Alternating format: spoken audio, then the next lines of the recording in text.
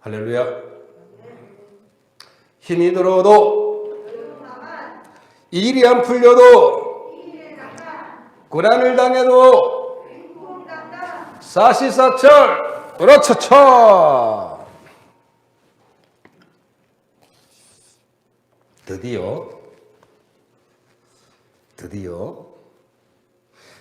드디어 원래 마지막 달입니다.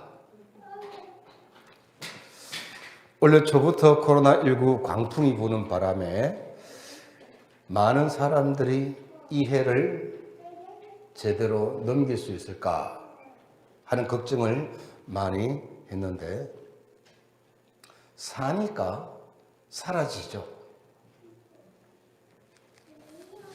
문제는 이 코로나가 점점 더 기승을 부리고 있는데 마지막 남은 한 달도 주님만에서 으라차차 하시면서 이겨내시기를 축원합니다. 지금 시대는 그 어느 시대보다 지식과 정보가 풍성한 이런 시대입니다.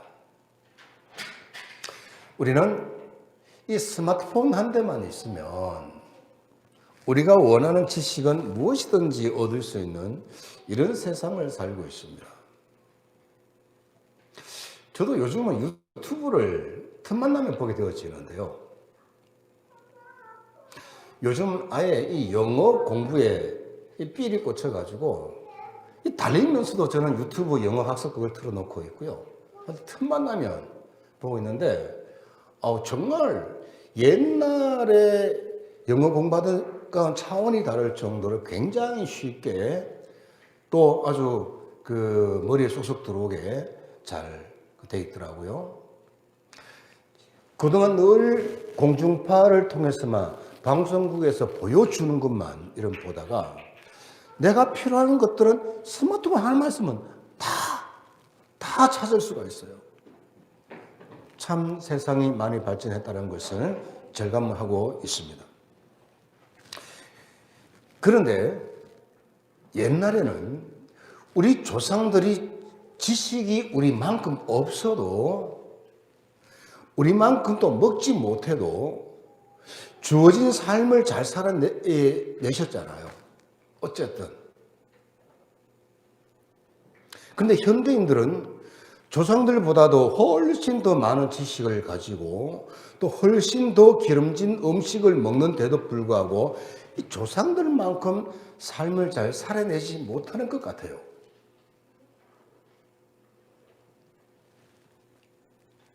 옛날에는 이 정신과 의사나 심리치료사의 도움 없이도 자기의 인생을 잘 마칠 수가 있었어요. 그런데 요즘은 정신과 의사나 심리치료사의 도움을 받거나 이 정신과 약을 먹으며 살아가는 사람들이 점점 많아지고 있습니다. 그만큼 우리는 살기 힘든 시대에 살고 있는 것이죠. 혹시 여러분들 중에 영웅 본색이라는 영화를 본 분 있습니까? 장모님 봤습니까? 네. 우리 지원이나 가람이는 우리 정연이도 모르죠?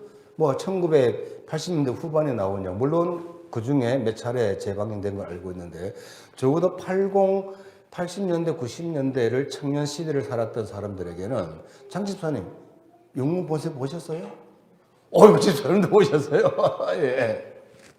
네. 영웅 본색은 우리나라에서 1987년에 개봉한 홍콩 영화인데 장구경, 주윤발, 정용 이런 사람들이 주인공을 등장하는 액션 영화입니다. 저는 사실 개인적으로 홍콩 영화를 별로 안 좋아해요. 액션 영화를 별로 제가 액션 영화를 좋아할 것 같은데 사실은 그건 안 좋아해요.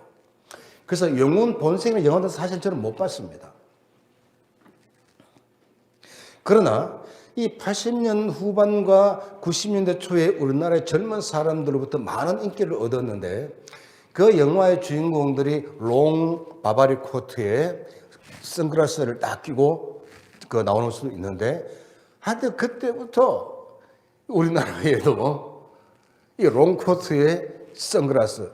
저도 제가 롱코트를 선호를 하고 선글라스를 끼는데 그 영향도 없지 않아 있습니다. 영웅 본색, 영화 제목만 들어도 영화의 줄거리가 대충 짐작이 되죠. 그 영화는 남자들의 세속적인 영웅담을 그려내고 있는데요. 그런 영화가 우리나라 젊은이들에게 폭발적인 인기를 끌 수 있었던 것은 사람들의 내면에 영웅을 사모하는 모습. 나는 그렇게 못 사는데 정말 나 대신 누군가가 영웅으로 살아줬으면 좋겠다. 영웅적인 의리를 보여줬으면 좋겠다. 영웅적인 사랑을 보여줬으면 좋겠다. 그런 마음 또 혹은 자신도 영웅이 되고 싶어 하는 그 마음을 멋지고 잘생기고 연기도 잘하고 액션도 잘하는 이런 배우들이 대리만족을 시켜줬기 때문에 그렇게 많은 인기를 끌었지 않겠습니까? 제가 2주 전에 기도를 들으시는 주라는 제목으로 말씀을 전하면서 60을 향해 달려가는 저에게 간절한 소망이 있다고 했는데 혹시 무슨 소망인지, 제가 가지고 있는 소망이 뭔지 여러분 기억하시나요? 이 세상에서의 사명을 다 마치고 주님께서 부르셔서 주님 앞에 섰을 때 주님께서 나에게 김 목사, 넌 나의 영웅이었어. 그러면서 엄지척 해주시죠. 이랬으면 정말 좋겠네 하는 이런 간절한 소망을 가지고 있습니다. 정말 제 간절한 소원이에요. 그 소원이 어디 저만의 소망일까요? 예수님을 믿는 모든 사람들이 다 영웅이 되어야 되지 않겠습니까? 그래서 저의 또 다른 소원은 여러분 모두 주님의 영웅이 되는 것입니다. 주님의 영웅 되시기를 축원합니다. 그러면 우리의 삶이 어떠해야 하느냐? 바울 사도는 이 질문에 대한 답을 본문 1절을 통해 해주고 있습니다. 우리 청년들, 우리 학생들 오늘 말씀 아주 귀 기울여 주면 좋겠어요. 우리 1절 같이 읽을까요? 여러분 읽어주세요.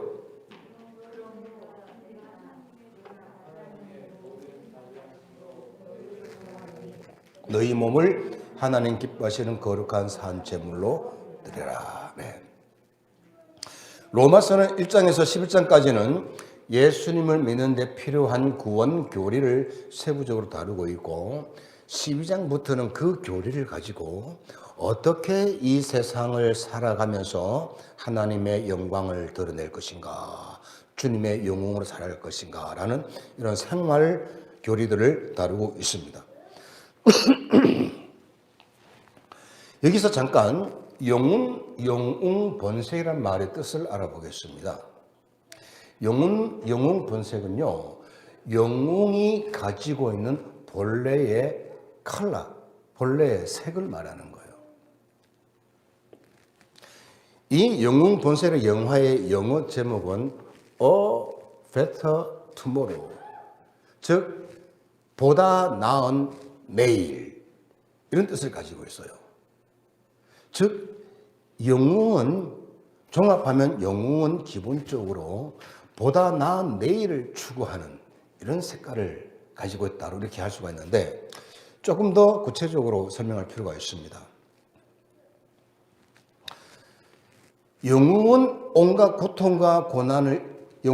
오늘날 온갖 고통과 고난을 이겨내면서 보다 나은 미래를 위해서 산다는 것인데 그런 삶이 영웅이 가지고 있는 본래 색깔이라는 거예요. 어마어마한 일을 성취했다. 어마어마한 이런 모험에 도전을 해서 그걸 이루어냈다. 그래서 영웅이다. 세상 사람들은 다 이런 영웅 논리를 갖고 있는데 그게 아니라는 거예요. 누구든지 간에 오늘의 고통과 고난에 굴하지 않고 보다 나은 내일을 위해서 열심히 도전하면서 살아가는 이런 사람이 영웅 본색이라는 거예요. 그러면 왜 제가 오늘 본문을 가지고 영웅 본색이라는 제목을 붙였을까요? 저는 본문을 묵상하다가 1절 말씀은 예수님을 믿는 이들의 영웅 본색이 어떠해야 하는지를 가장 잘 나타내 주는 말씀이라고 생각합니다. 그 힌트는 너희 몸을 하나님이 기뻐하시는 거룩한 산제물로 드리라. 이는 너희의 드릴 영적 예배니라는 이 말씀에서 얻었어요. 세상 사람들은 세상을 위해 온 몸을 던지며 사는 자들 혹은 온 몸을 던진 자들에게 영웅 혹은 의인이라는 이런 칭호를 붙여줍니다. 그러나 주님은 주님을 믿는 믿음으로 자기 자신의 모든 삶을 하나님께 자기 자신을 내어드림으로써 주님의 기쁨이 되는 이런 사람이 영웅인 거예요. 모든 삶이 하나님께 드려지는 예배가 되게 하는 자기의 모든 삶이 하나님께 드려지는 영적 예배가 되는 이런 사람이 바로 주님 보시기에는 영웅인 거예요. 그런데 문제는 우리가 그런 마음을 가지고 있지만 우리는 번번이 실패하다 보니 자존감이 하락되고 또 자기 효능감도 떨어지고 그러다 보니까 낙심하고 좌절하고 그게 반복되다 보면 사람이 아주 우습게 망가지죠.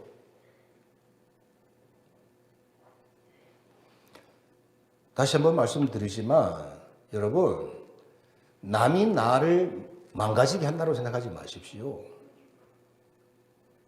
사람은요 자기가 자기를 망가지게 하는 거예요. 남에게서 그 원인을 찾는 사람에게는 답이 없어요.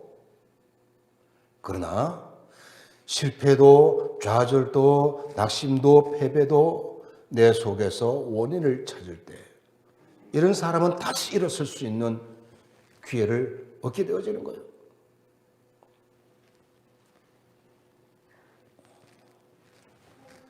저는 기본적으로 여러분도 다 주님으로부터 영웅이라는 소리를 듣고 싶어하고 주님으로부터 엄지척 받기를 원하신다고 생각합니다. 그렇죠? 네. 그렇다면 제가 앞에서 말씀드린 이런 부분들 정말 우리 몸을 어떤 상황 가운데서도 하나님께서 기쁘게 받으실 이런 그 산제사가 되어지는 이런 삶을 살기를 추구할 때 그게 가능한 거예요. 인본주의 철학이라는 것이 있는데요. 인본주의 철학이 뭐냐면 모든 사람은 자기 문제를 스스로 해결할 수 있는 잠재적 역량이 있다는 거예요. 그 잠재적 역량을 발휘하기 위해서는 기죽이지 말고 너 대단히 존귀한 존재야. 너 얼마나 귀한지 몰라. 이렇게 해서 자존감을 높여주고 또 조금만 잘하면 많이 잘한 것처럼 와, 너 되게 잘한다. 너 캡이다. 슈퍼울트라스 캡숑. 너 짱. 엄지척 해주면서 자기 효능감을 올려주면 그동안 해내지 못했던 것도 해내게 되고 할 수 없었던 것도 할 수 있게 되어진다는 거예요. 그래서 이게 심리치료 현장에서 아주 중요한 기법으로 쓰이고 있어요.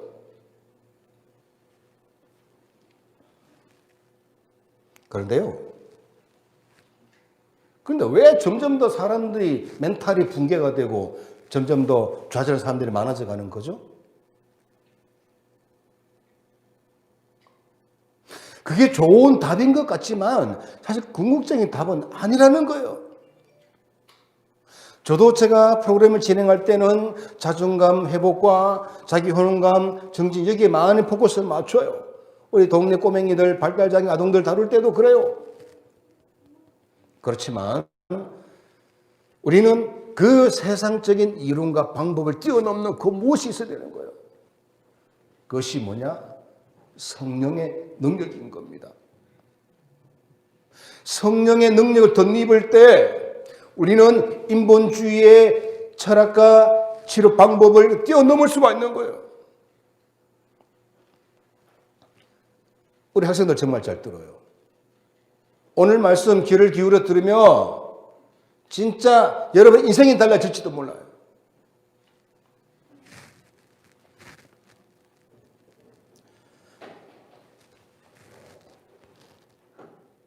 여러분은 사람이 정신적으로나 경제적으로나 자립을 막는 가장 큰 원인은 무엇이라고 생각합니까? 요즘 애들이 왜 그래 자립을 못하는 것 같아요? 요즘은 나이 40이 넘어도 부모한테 기대어 사는 사람들이 많잖아요. 50이 넘어도 자립을 못하는 사람들이 부지기수예요. 왜 그런 것 같습니까? 저는 의존성이라고 생각을 합니다. 도움을 받는데 익숙해진 사람은 도움이 없이는 스스로 문제를 해결하기가 점점 힘들어집니다. 우리 청년들, 학생들 잘 들어요. 한번 부모한테 의존하기 시작하면 거기에 맛이 들리면 점점 자립하고는 거리가 멀어지는 거예요.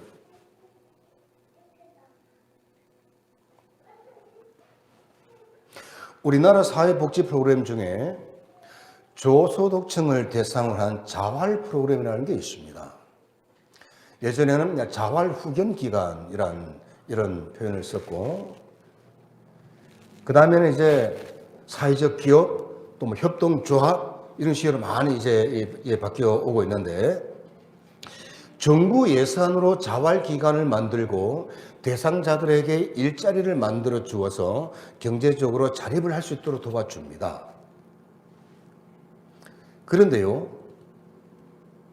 고민이 뭐냐 하면 자활 사업에 참여한 사람들 중 경제적으로 자립을 하게 되는 사례가 잘 나오지 않는다는 거예요. 기초수급자에서 차상위까지 올라갔다가 또 차상위에서 일반 계층으로 넘어가는 사례가 별로 없는 거예요. 그래서 이제 몇 년 지나서 자 이제 당신들은 사업비 끊습니다 하면 또 막 난리가 나요. 우리 굶어 죽일 참이냐고.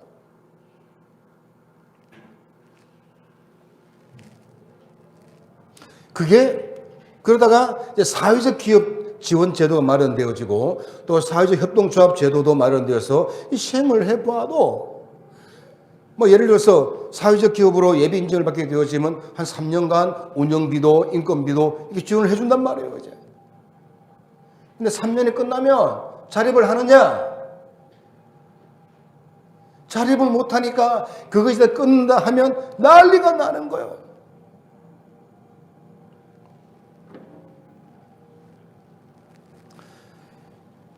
이렇게 많은 자본을 들여서 자립을 시켜주려고 뭐 막 국가가 애를 쓰는데도 자립하는 사례가 너무 미미한 거예요.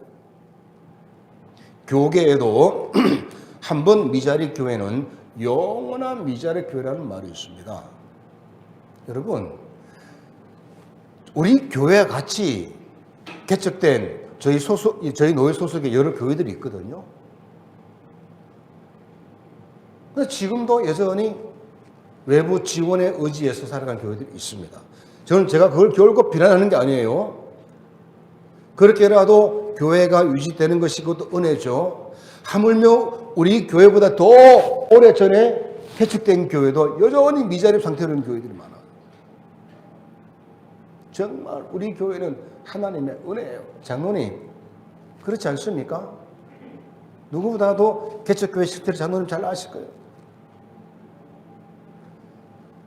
정말 그 힘들고 어려울 때 개척해서 지금 우리 잘 먹고 잘 살 뿐만 아니라 참 아프리카도 섬기고 동남아시아도 섬기고 지역사회도 섬기고, 얼마 전에 노회에서 이렇게 뭐 후원 받는 상황 또 후원하는 상황 이제 조사를 하는데, 우리 교회가 이런 곳을 지원합니다라고 보고를 했더니만은 우리 노회에서 되게 놀라는 거예요. 와, 목사님 살렘교회 대단합니다. 그래. 권사님, 김영월 권사님, 우리 교회 이런 교회예요. 예. 저는 그런 현실을 생각하면서 사람이 자기의 한계를 극복하기 위해서는 세상의 학문이나 기술이나 물질의 힘 너머에 있는 또 다른 힘이 필요하다는 생각을 하게 되었는데, 저는 그것이 바로 성령의 능력이라고 봐요. 할렐루야! 인본주의 철학에서 나오는 이런 좋은 치료 이론이나 방법도 굉장히 좋은 것이지만, 그러나 사람은 그 이상을 넘어선 능력이 필요한데, 그게 바로 성령의 능력이라는 거예요. 예수님은 마가복음 9장 23절에서 할 수 있거든이 무슨 말이냐, 믿는 자에게는 모든 것을 믿는 자에게는 능히 하지 못할 일이 없느니라, 이렇게 말씀하셨고요. 바울 사도는 빌립보서 4장 13절에서 내게 능력 주신 자 안에서 내가 모든 것을 할 수 있느니라고 했습니다. 여러분, 이 말씀을 마치 주문처럼 날마다 하루에 100번씩 달달달달 외운다고 해서 하지 못할 일 할 수가 있겠어요? 없어요.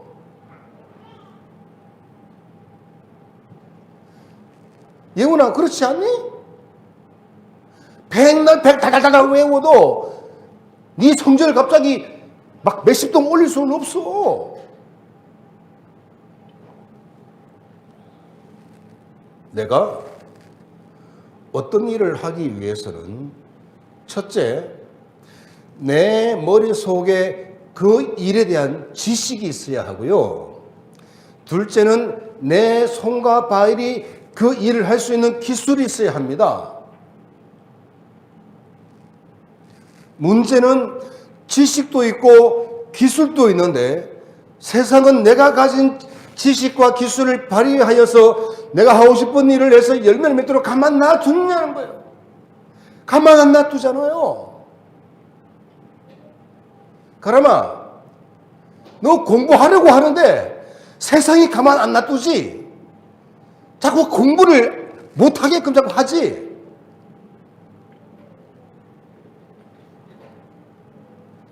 제가 늘 하는 말이지만, 이 세상에 누구도 쉬운 사람이 없고 어떤 일도 쉬운 일이 없어요.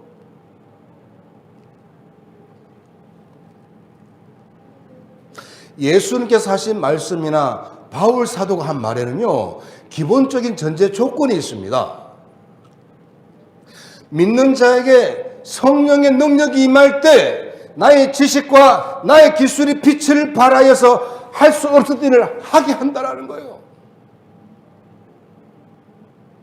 내가 열심히 공부하고 열심히 기술을 익힐 때 성령의 능력이 임하면 그 지식과 그 기술이 빛을 발휘할 수 있도록 돕는다. 그래서 내가 그동안 못했던 일도 할 수 있게 한다는 거예요. You know.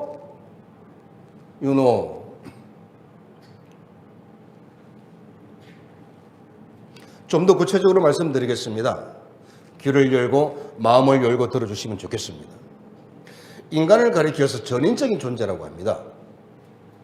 이 말이 무슨 말인가 하면, 인간은 지성과 감성과 의지를 가진 존재라는 거예요. 로봇가 아니라 각 사람마다 지성이 있고 감성이 있고 의지가 있는 거예요. 우리 기독교에서는 성령 충만하다, 성령의 능력을 더듬는다는 말을 많이 하고 있는데, 또 많이 듣고 있는데, 여러분, 성령 충만하다 혹은 성령의 능력을 더듬는다는 말은 무슨 뜻일까요?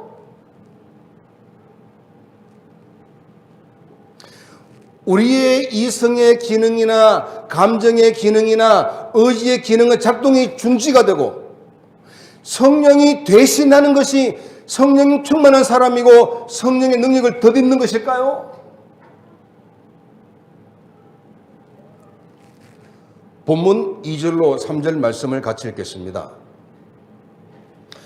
너희는 이 세대를 본받지 말고 오직 마음을 새롭게 함으로 변화를 받아 하나님의 선하시고 기뻐하시고 온전하신 뜻이 무엇인지 분별하도록 하라. 내게 주신 은혜로 말미암아 너희 각 사람에게 말하노니 마땅히 생각할 그 이상의 생각을 품지 말고 오직 하나님께서 각 사람에게 나눠주신 믿음의 분량대로 지혜롭게 생각하라. 이 두 구절의 말씀에서 이 2절로 3절 말씀에서 지성 혹은 이성과 연관되는 단어는 무엇일까요? 한번 찾아보세요. 2절로 3절에서 지성과 이성에 연관되는 이런 표현들은 어떤 것이 있을까요?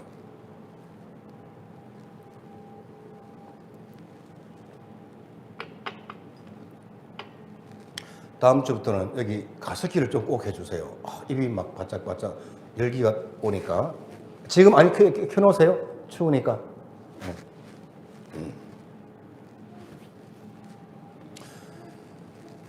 2절 끝에 분별하라라는 이런 단어와 3절 끝에 생각하라는 단어가 있습니다. 이 분별하다, 생각하다, 이게 바로 우리의 지성과 관련되어 있지 않습니까? 분별과 생각은 머리로 하는 것이죠. 그런데 머리로 하지 않고 가슴으로 하면 어떻게 됩니까? 전쟁이 나기 쉬운 겁니다. 어떤 것을 놓고 생각을 하고 분별을 할 때 나는 내가 학교에서 배운 이론적 지식과 세상을 살면서 얻은 경험적 지식을 토대로 분별하게 되잖아요. 그런데 그 지식과 경험은 한계가 있잖아요. 내가 아는 지식과 내가 한 경험으로 생각을 하고 분별을 한 결과 잘못 판단하고 잘못된 판단이 잘못된 결과를 가지고 올 때가 있잖아요. 사단이 벌어지고 나서야 내가 생각을 잘못했네, 내가 판단을 잘못했네, 이렇게 후회해봤자 소용이 없잖아요. 여러분, 성령의 능력을 덧입는다는 것은요, 성령이 내 이성을 주장해 주셔서 어떤 것에 대해서 생각을 잘하게 하고 분별을 잘하게 하고 판단과 결정을 잘하게 하는 거예요. 이게 내 이성이 성령의 능력을 덧입는 거예요.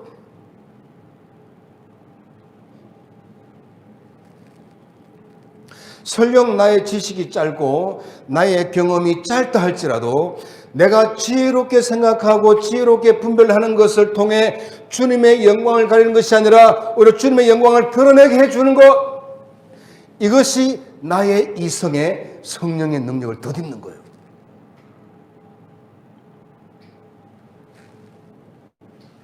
다음으로 2절 말씀에서 감성을 나타내는 표현은 무엇일까요? 2절에서 사람의 감성과 관련된 표현은 무엇일까요?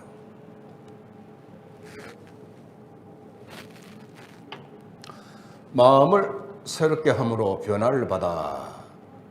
이 말씀이 감성과 연결되어 있다고 할 수가 있습니다. 대체로 사람은 자기 능력으로 감당하기 어려운 일을 당하면 이성적으로 대처하기보다는 감정적으로 대처하는 경우가 많은 것 같아요. 그래서 감정적인 판단과 감정적인 결정 때문에 더 큰 어려움을 당할 때가 많습니다.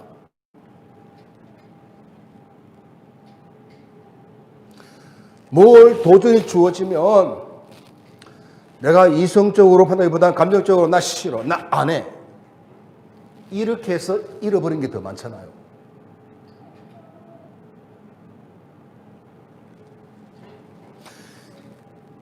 그런 사람들의 감정은 이성에 영향을 미쳐서 긍정적인 생각보다는 부정적인 생각을 먼저 하게 되고 행복보다는 불행을 선택하기가 쉽고 그 결과로 기쁨과 즐거움을 누리기보다는 슬픔과 우울에 빠지기가 쉬워요.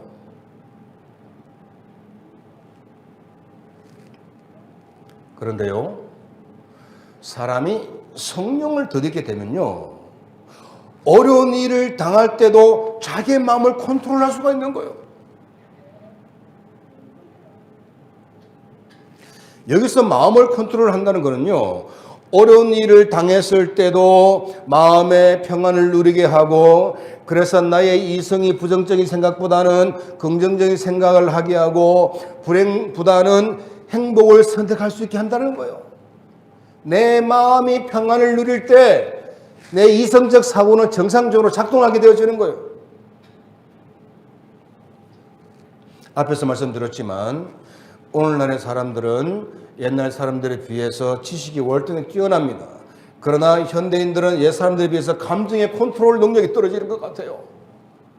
참지를 못해요. 오죽하면 감정 충동 조절 장애라는 말이 나왔겠어요? 감정 조절 이런 말이 옛날에는 없었어요, 그런 말이. 이렇게 감정 컨트롤 잘 못하다 보니까 마음의 상처를 쉽게 받고 그 상처가 주는 상한 감정 때문에 자신이 가진 이성의 능력을 제대로 발휘를 못하여 자신을 더 큰 어려움에 빠지게 하고 경험하지 않아도 될 더 큰 불행을 경험하게 되는 것 같아요.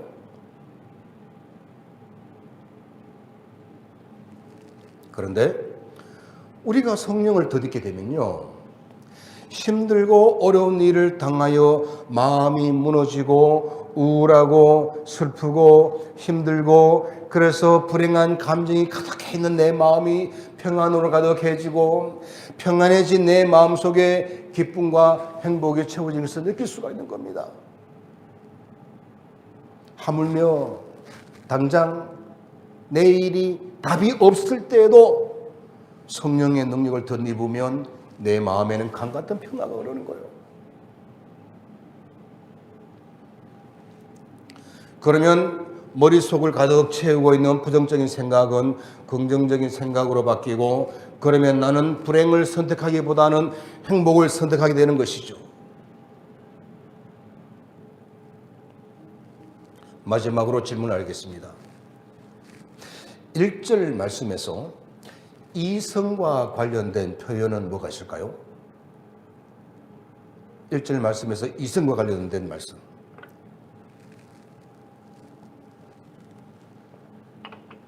너희 몸을 하나님이 기뻐하시는 거룩한 산 제물로 드리라. 이 드리라. 이 말씀은 우리의 삶 전체가 예배가 되게 하라는 말씀인데요. 저는 이 말씀이 우리의 의지를 필요로 하는 말씀이라고 생각을 해요. 옛말에 소를 물가로 끌고 갈 수는 있어도 강제로 물을 먹일 수 없다고 했거든요.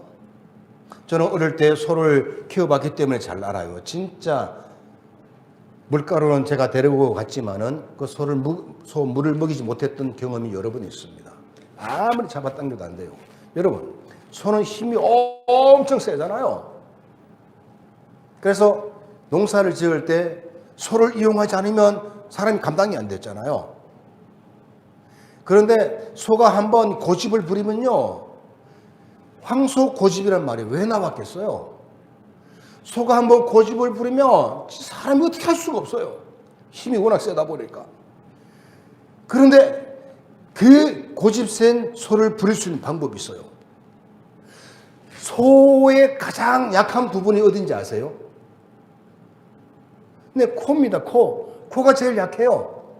그래서 이 송아지가 좀 어느 정도 크고 나면 막 송아지가 날뛰기 시작하면 감당이 안 되니까 송곳으로 코를 뚫어다가 거기다 뭘 깨우죠? 콧뚜레를 끼우고 거기다가 줄을 달아가지고 마른 데를 이렇게 당기면 가장 약한 코가 당겨지니까 그 말을 듣는 거예요. 그래서 전기질도 하고 막 짐도 구르마도 끌게 하고 이제 그러는데, 그런데 그렇게 코가 꽤 뚫려가지고 끌려다니면서도 물가에 가서 물 먹게 하면 코랑을 잡아당겨도 안 먹어요.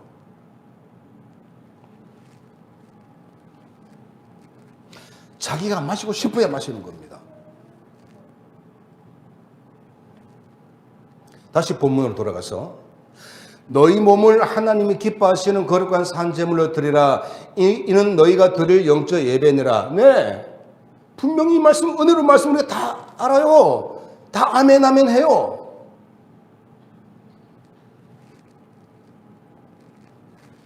그 제자 훈련을 받은 사람들도요, 이 말씀을 피해갈 수가 없어요. 왜? 이 말씀은 제자 훈련의 마지막 목표일 수도 있는 말씀이거든요. 훈련 받으면서 네 아멘 아멘, 예배 드리면서 설교 드리면서도 아멘 아멘 하지만 백날 들어도 내 마음속에 의지가 작동하지 않으면 이 실천이 안 되는 거예요.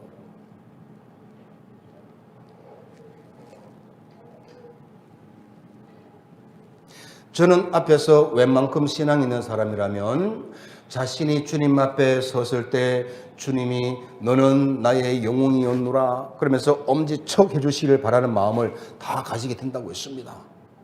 이런 마음이 없으면요, 신앙생활 할 이유가 없는 거예요. 이 세상에서 잘 먹고 잘 살면 되지. 우리는 이 세상에서 온갖 멸시와 조롱을 당하고 온갖 고통과 고난을 당해도 주님을 포기할 수 없는 거는 마지막 날에 주님 앞에 섰을 때 내 이름 석자 불려지는 것, 이걸 바라고 믿는 겁니다. 그렇지 않습니까?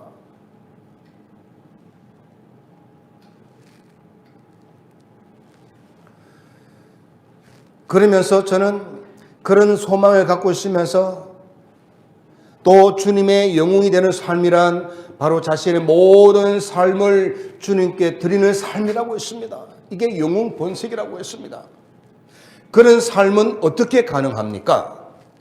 영웅 본색 세 가지가 이제 나오죠.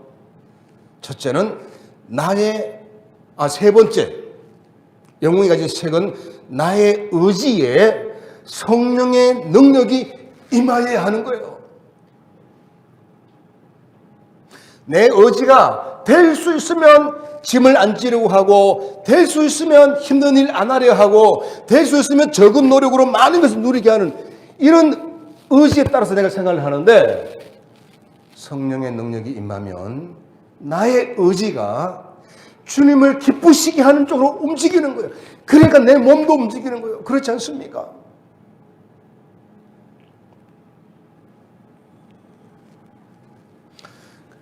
그런 삶이 어떻게 가능합니까? 바로 나의 의지에 성령의 능력이 임하여야 하는 것입니다. 작심삼일밖에 안 되는 연약한 의지를 가진 사람도 그 연약한 의지에 성령의 능력이 임하며 작심삼일이 작심백일이 되고, 작심백일이 작심천일이 되고, 작심천일이 작심평생이 되는 거예요. 주님은 네가 누구보다 큰 일을 했구나, 네가 누구보다 업적을 많이 쌓았구나, 그래서 너는 나의 영웅이다 라고 이렇게 하시는 것이 아닙니다. 주님은 자기의 믿음의 분량대로, 자기가 받은 달란트대로 작심평생으로 주님을 위해 사는 사람을 향해 영웅이라고 하시면서 엄지척 해주시는 거예요. 한 달란트 받은 사람이 어떻게 5달란트 일을 할 수가 있습니까? 그런데 한 달란트 받은 사람이 그 한 달란트 잘 감당하면 그 다음에 주님은 2달란트, 3달란트 주시는 거잖아요. 상식이 있어야 돼요, 우리 믿는 사람들은. 우리가 상식에 충실해서 우리가 열심히 우리의 이성이 성령의 인도함을 받고, 우리의 감정 인도함을 받고, 우리가 우리 의지에 성령의 인도함을 받을 때 우리의 상식을 넘어서 초월적인 일을 할 수가 있는 거예요. 할렐루야. 말씀을 맺으면서 예수님께서 영웅이라고 지켜 세우시는 사람에게는 세 가지 색이 있어요. 첫째는 하나님께서 주신 이성의 능력을 가지고 열심히 공부하여 지식을 많이 쌓는 것에 그치지 않고 성령의 충만을 받아 성령의 능력으로 하나님이 기뻐하실 만한 생각을 하고 하나님이 기뻐하실 만한 판단을 하고 하나님이 기뻐하실 만한 결정을 하는 사람인 거예요. 둘째는 가슴 속에 악한 세상이 온갖 악한 감정을 불어넣어 주지만 성령이 충만해져서 평안과 기쁨과 즐거움과 행복의 감정으로 악한 감정을 쫓아내는 사람인 거예요. 엄마가 뭐라고 하면 짜증부터 나고 아빠가 뭐라고 하면 집 나가버릴까? 이런 생각에 따라서 움직이는 청소년들이 많이 있잖아요. 열다섯 시간 전부터 공부하려고 마음 먹고 있는데 엄마가 공부해 하면 책 탁 덮어버려 방문 콱 닫아버려. 15시간 전부터 공부하려고 마음 먹고 있었는데 엄마 그 한마디 때문에 그 마음이 싹 사라져버렸어. 성령의 능력을 덧입으면 이게 우리의 감정이 부정적인 생각, 부정적인 판단을 하지 않고 긍정적으로 생각하고 우리의 감정이 우리의 이성에 제대로 작용할 수 있도록 하는 거예요. 셋째는 나의 의지가 연약하여 내 모든 삶을 하나님께 기쁘게 받으실 영적 제사를 드리고 싶다고 하면서도 작심삼일에 그치고 마는 것이 대부분의 사람인데 성령 충만하여 작심 평생의 의지를 가지고 나의 믿음의 분량대로 나의 탤런트대로 나의 삶을 하나님께 드리는 사람인 거예요.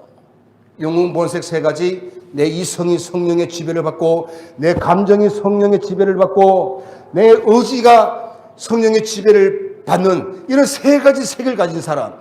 그래서 진정한 영웅은 나의 삶을 전부 하나님 받으실 거룩과 잔재에서 드리는 이런 삶인 거예요.